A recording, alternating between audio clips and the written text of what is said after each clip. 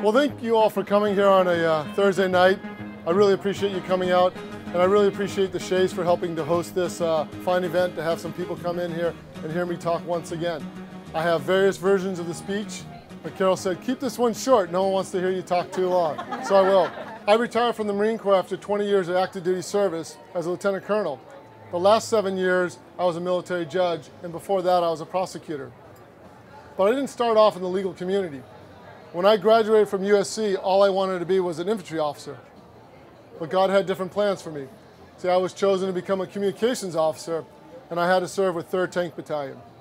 Now, just 2 months after getting out of my final school and training, I found myself in the sands of Saudi Arabia as part of 3rd Tank Battalion, and 8 months later, we marched right through 2 minefields, several artillery barrages, and liberated Kuwait City. When I came home from that, I said, well, there's going to be a different challenge, and I finally got assigned to an infantry battalion. Now, after that, I was assigned to be a detachment commander of a comm squadron at El Toro. And when I was at El Toro, just a few months, thinking that was where I wanted to live, they closed the base and moved me down to San Diego. And like I like to tell people, I've always been a San Diegan. I just didn't know it till 1993.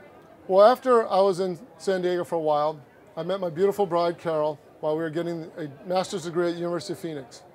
And I thought, I'm going to get out of the Marine Corps because they didn't want me to lead Marines anymore. They wanted me to be on the staff for the next few years.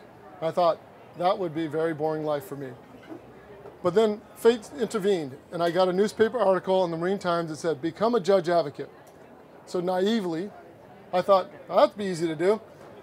I went down to the library, told Karl, I'm going to do this LSAT thing. I got the bar LSAT preparatory course, went to USD 2 weeks later, paid the late fee, took the LSAT and got admitted to USD, and then got an opportunity to go to law school while in the Marine Corps for 3 years. And so I became a lawyer. Once I graduated from the University of San Diego School of Law, I was assigned to Miramar, where I prosecuted cases for 4.5 years. I prosecuted everything you can think of, from Marines that just didn't want to come to work, to rape of a 13-year-old child in Hobart, Australia, and I had to get jurisdiction to bring it here. But while a prosecutor, there's a couple things you learn quickly. Like Ray mentioned, there's good judges and bad judges. And boy, it's really bad when you have a bad judge in the courtroom. And I kept saying, I want to change that. But the way to change things is not to complain, it's to become part of the system and work from inside. So again, people said, you can never be a judge, because all I was a prosecutor. They said, you had to be a defense counsel as well. But I didn't listen to them. I put in my application, and I was selected to be a judge, and I served right at Camp Pendleton, California. After 1 year on the bench, I was the most junior judge in the Marine Corps. I was only a major. Operation Iraqi Freedom kicked off. And probably for about 2 months, I bugged Colonel Chester saying, well, I need to get over there. There's Marines over in Iraq in combat, and we need to be over there. And he kept saying, you're a judge, we don't need judges there.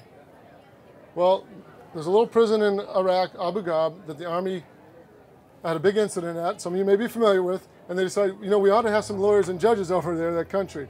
And so I was selected to go over, and I went over to Iraq. And I tried the first trials in combat zone since Vietnam for the United States Marine Corps. And at the end of that period of time, I was thinking I'd go to DC as a colonel and be an appellate judge. And my daughter came to me and she said, Daddy, would you be home for my birthday? I said, of course. Well, who's not home for their daughter's birthday, right?